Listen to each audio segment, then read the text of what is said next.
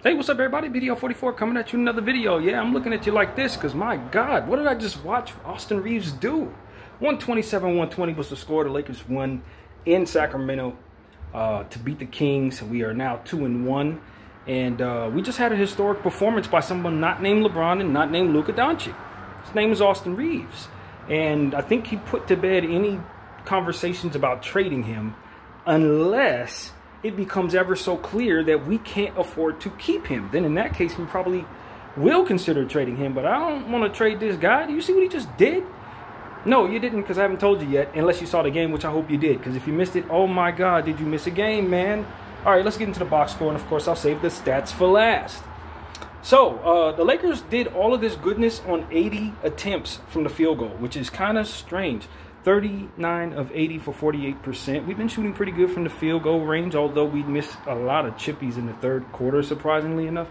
Nevertheless, we did shoot well. Only 25 three-pointers attempted, 8 of 25 for the Lakers, 32%, and we attempted 46 free throws and hit 41 of them. And Austin hit most of those, almost half of them. 89% from the line. I ain't never seen that team get to the line that many times. I don't think I have. Not in regulation. It's usually a double overtime if something like that is going on. But nevertheless, we slaughtered them at the line.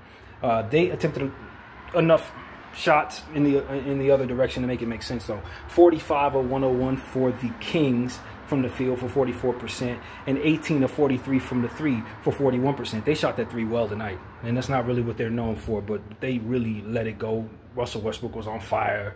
Zach LaVine caught fire. It was some real shooting going on out there. And they were 12 of 18 from the free throw line for 66%. I'd imagine they're not pleased about that. But it is what it is. We did win the boards, and that was a point of emphasis for me, 47-40. I'm pleased with that. We gave up 13 offensive boards. Not cool with that, but we did grab 10 of our own. We had 26 assists tonight. Very good assist numbers, 2 games in a row. Very pleased with that. 27 for the Kings. We had 9 steals. The Kings had 13. We had 3 blocks. The Kings had 4. We had 17 turnovers and 24 points given up off of those. And the Kings had 16 turnovers and 27 points conceded from those. We had 14 fast break points. The Kings had 16. We had 54 points in the paint. The Kings had 46. The Kings fouled us 26 times, sending us to the line 46 times. And we had 17 fouls on the night. The box score. Now let's go with what we see here. We'll start with the opponent and just save the absolute best for absolute last. Sabonis had 14 rebounds. I think I predicted he would probably have about 14 or 15. I don't remember what I said, but it was somewhere in that range. Not surprising there. 4 of 8 from the field. 1 of 2 from 3 for Sabonis. Only 3 assists and 3 steals along with that. 10 points, 5 fouls. He was working in foul trouble. This was actually an off night for him, despite the good shooting percentages, and the numbers look pretty solid. But this really was an off night for Sabonis, I'd say. DeMar DeRozan, 9 of 22 from the field, 2 of 6 from the 3, 21 points, 3 assists, 6 rebounds, 1 steal. His mid-range shot is second to none. He's the best mid-range shooter, I think, out there. But the 3 ball was fair. 2 of 6 is not bad, but I'm sure he would love to have shot a little better than that. Dennis Schroeder, 7 of 18 from the field, 3 of 9 from 3, 18 points, 12 assists for DS, 1 steal, 1 block, a minus 16, 12 assists. Interesting. 2 boards to go along with that. Zach LaVine, 12 of 24 from the field. That's 50%. That's not bad. 4 of 9 from 3. So he shot really well. 32 points tonight. He had 32 or something like that in the last game. He's been averaging above 30 points. Zach LaVine, very good season for him shooting the ball. 4 rebounds there. 2 turnovers. Minus 8. Keon Ellis, 2 of 5 from the field. 1 of 4 from 3. 6 points, 2 steals, 1 assist, and 2 boards. Dario Saric fouled, missed the shot, sat down. Eubanks got a steal, missed the shot, got 2 boards and sat out. Cardwell, 13 minutes of play, missed a shot, did get a nice block and a steal and 3 rebounds. He needs more minutes. He does. I like that rookie there. Isaac Jones, they started him and then they set him down. They never did anything. That's the strangest way to play. Russell Westbrook had a really good night, man. 6 of 12 from the field, 4 of 6 from 3, 2 of 6 from the free throw line, 18 points, 6 assists and 6 rebounds, 2 turnovers.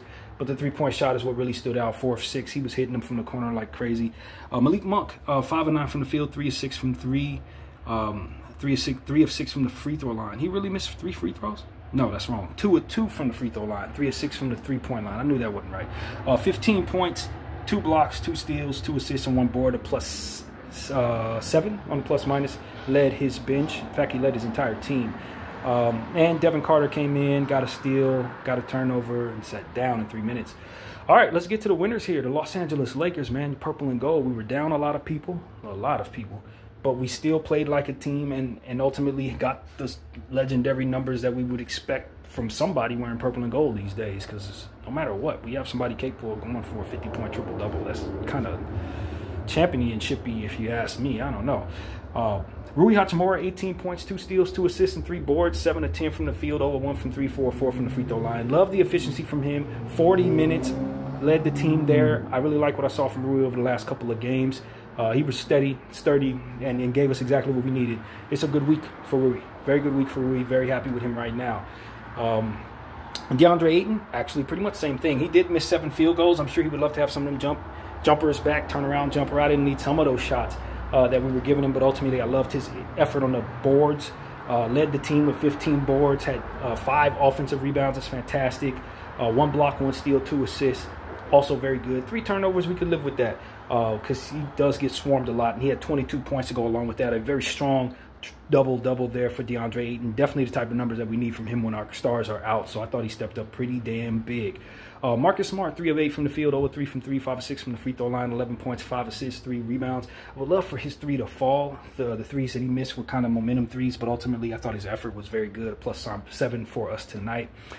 Gabe Vincent missed all his shots, 0 of 4 from the field, 0 of 3 from the 3 of 3 from the free throw line. I don't think he attempted a single shot in the second half.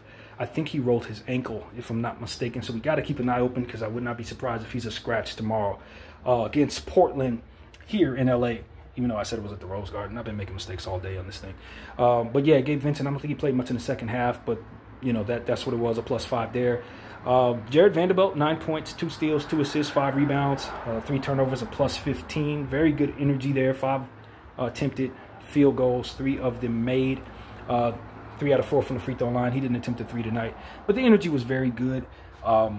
All over the place, man. He was really doing what he needed to do, diving for loose balls, just playing like Vanderbilt. He was very much himself tonight in 27 minutes of play. Jake LaRavia, 3 of 10 from the field, 2 of 5 from 3, 3 of 3 from the free throw line, 11 points, 5 assists, 6 rebounds, and 1 steal. That doesn't tell the story. It was a bad shooting night. 3 of 10 from the field is not great, but the plays that he made down the stretch were real. We had him in the game in the clutch, and he hit a corner 3. He was getting loose balls. He was rebounding the ball. He was doing all types of stuff, making plays for other people. This does not tell the story. -5, I thought he was better than that. 3 of 10, I thought he shot better than that. This was a good LaRavia game, despite the numbers telling you otherwise. He was very much a part of success down there. I don't care what plus minus tells you. 33 minutes of play. He was sturdy. He was sturdy. Could live without the 2 turnovers, but hey, everybody turned the ball over a little bit tonight for our team. Dalton Connect. 1 of 3 from the field, 0 of 3 from 3, 2 points, 2 rebounds, 1 block. He had that one nice play in the first half, missed the open 3 in the clutch, not the clutch, but in the fourth quarter we really needed. Still waiting for him to come back around, find his confidence. I don't know where that guy that used to play for the Volunteers is right now, but I would love for him to show up, find himself again. I don't know if he needs to leave this place to find himself, but I still think he's mentally shot. He's doing things here and there, but like he's really, really not confident, and it shows so much. And I just want him to. I want to see him succeed in our uniform. I'd love to see him do that here, but I'm afraid. I'm deathly afraid that it's not about to happen for us. He'll probably play great when he gets where he's going. So I got a feeling that's probably how that's going to go. Chris Magnon. We finally saw Chris Magnon. 3 minutes of play, missed a 3, got a rebound, got a block. It's a start, you know. It's a start. We finally seen one of the mythical young players that we knew we had just never seen before. It was good to see him check in the game. And, of course, 39 minutes of play. Austin Reaves, the man of the night, clearly the person who's getting the game ball. Somebody who I hope makes his first All-Star appearance this season, and with performances like this, he's going to be impossible to deny. 12 of 22 from the field, 6 of 10 from the 3, 21 of 22 from the freebies, 51 points, 2 steals, 9 assists, and 11 boards. A plus 22, led the entire game in the plus minus, Austin Reaves was a Hall of Famer tonight. It's just simple as that. He was a Hall of Famer tonight. This was a legendary game of his life type of performance. But I'm going to tell you the truth. I think he can do it again. Now, I ain't expecting he's going to do it tomorrow, but I don't think this is just some outlier where, oh my God, this guy did something and you'll never see it again. No, he can do this again. He can do this again. And that's the thing. I think he needs his own team. I think he needs to be Luka somewhere, anywhere. He needs to be Luka. Problem is, as a Laker fan, I'm not letting him do that. You're not going anywhere. We need you right here. And at this point, I think he's crossing over into untradeable territory, and he's crossing into you're gonna have to pay him a lot more than you want to per territory. So that's just where we're at. This performance kind of solidifies that you're gonna have to give him over $150 million to keep him. Yeah, 150. And I don't know that Austin really feels all that comfortable in that range, to be honest with you, because he's the type of guy who's unassuming. He still sees himself as like a role player, kind of. Even listening to him at the end of the game, he was like he didn't feel comfortable with his name associated with the players who've done what it is he did tonight. But like Austin, you are a different kind of guy. You're not a regular role player, bro. Regular role players don't do this. You got guys that make all-star teams that don't do this, bro. You are what you are, and at this point, it's time to start embracing that you might be an all-star, friend. You just might be somebody. Somebody has to pay a lot more money than they want to. And I think that at this point, again, after tonight's game, we're past the point where we can just say, oh, this is a regular guy. No. Or some of those people say, oh, let's trade him for what we need. No. A guy who scores 51 points, 9 assists, and 11 rebounds, and gets 2 steals as a plus 22, and does most of it at the three and the free throw line. Yeah, you got to look at him as what he is. He's an alien. Now, I don't know to what degree. I don't know what his upside is because he doesn't have a team of his own. But you got guys with big names and shoe deals that don't put up lines like this. They just don't. Especially given the fact that their number was called when stars go out. And that's another thing.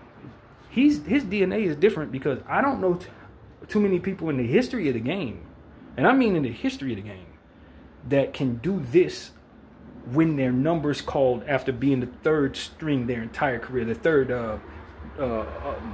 third option their entire career. How many third option dudes you know can step in and go for 51, 9, 11 on a team that's not a super team? You know, you talk about like Chris Bosh maybe could do something like that. You know what I'm saying? But like, that's a super team.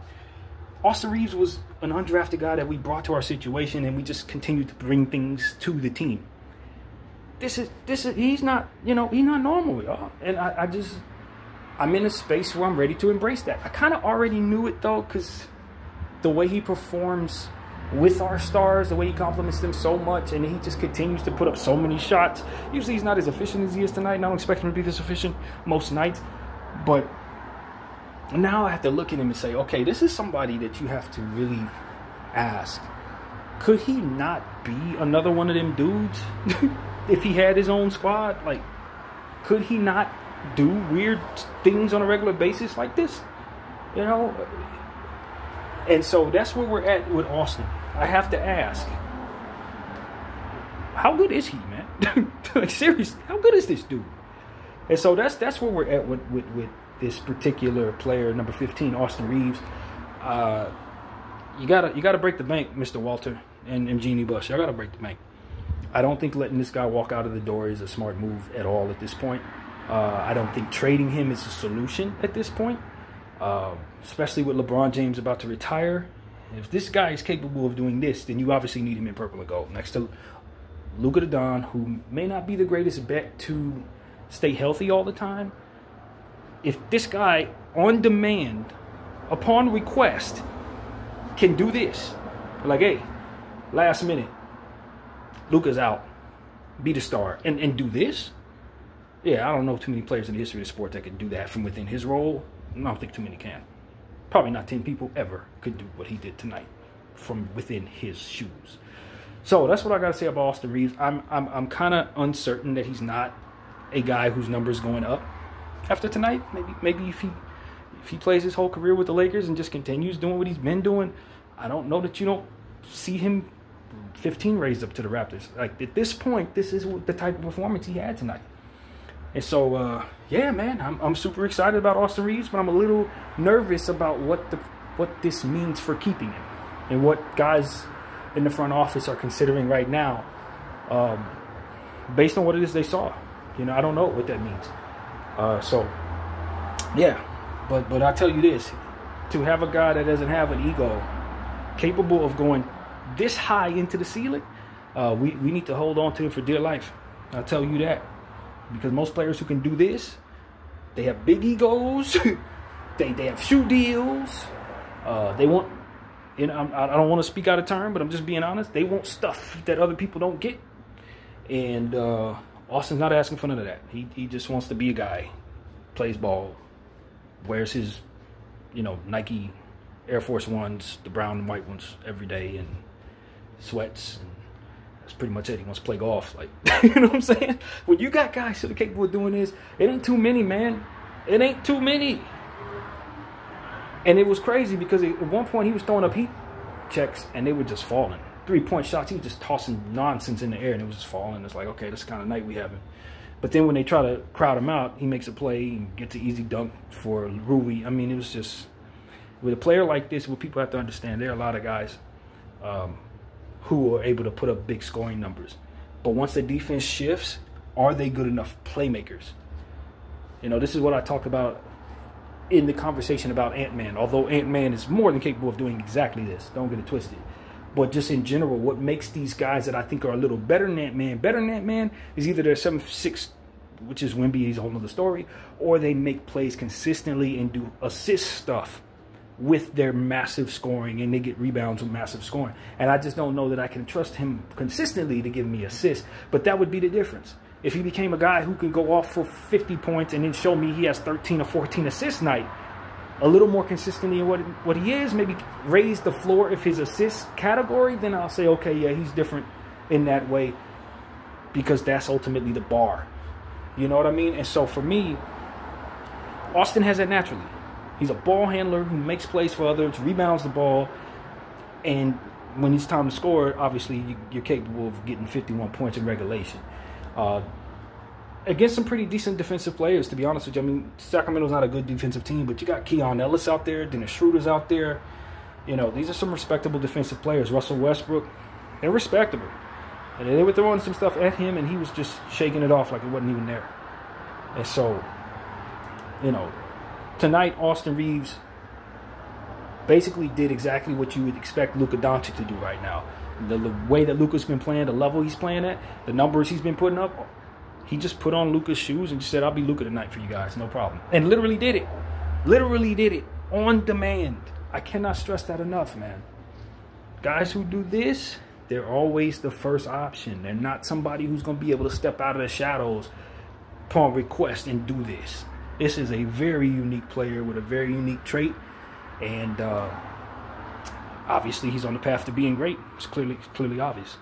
So, as I said, we need to take him off the trade block if he was ever on there, although I don't know that he is, but take him off of there and negotiate with his people and make sure that we have him signed on for another 4 or 5 years, right next to Luka the Don as his running mate, and then figure out what we're going to do after that, because anything less than that is uncivilized after tonight. So that's pretty much where we're at with that, man. Tomorrow the Lakers will be playing the Portland Trail Blazers here in Los Angeles. I've been getting things wrong all day, as you guys know.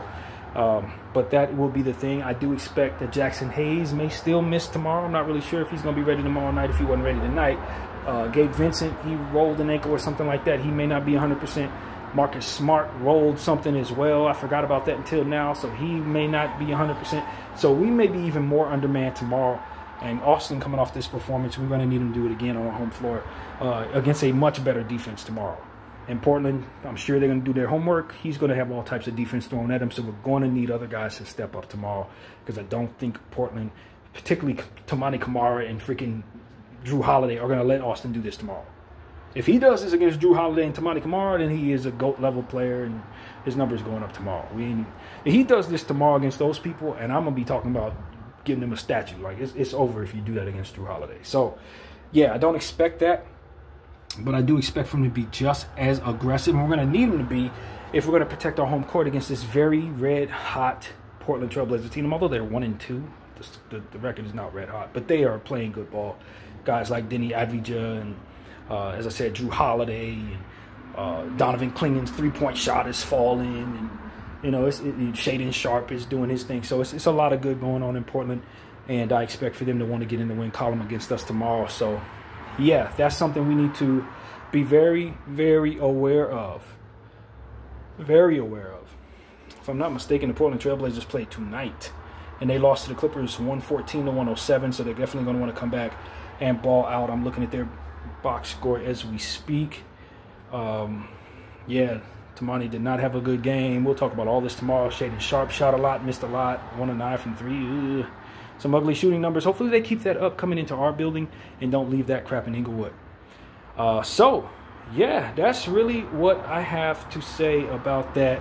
And, of course, we will recap this crap in regards to Portland tomorrow morning for our pregame video for a 7:30 performance against Portland tomorrow night. But we're going to celebrate this one, the Austin Reaves game, Austin Doncic, Austin James, whatever you want to call him tonight, because he's one of them dudes. He wasn't Austin Davis. I mean, come on, man. He's putting himself in a different category after tonight. I don't think you can look at him the same way after tonight. BDO 44. I thank y'all for watching.